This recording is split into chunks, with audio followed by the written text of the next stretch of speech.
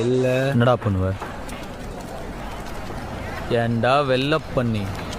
எந்த வேலையும் செய்யாம தகுதியான படிப்பும் இல்லாம உங்க அப்பா பணக்காரங்கிற ஒரே காரணத்தினால நோகாம நேரா முதலாளி சீட்ல உக்காந்த உனக்கே இவ்வளோ திமிர் இருக்கே.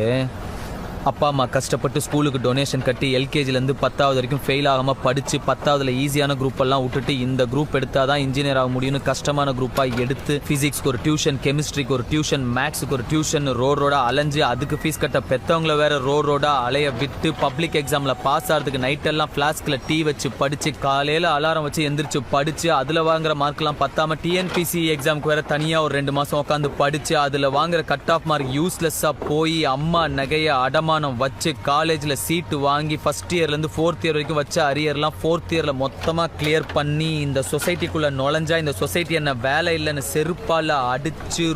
ரோடா வேலை தேடி அலைஞ்சு 3 வருஷம் 4 வருஷம்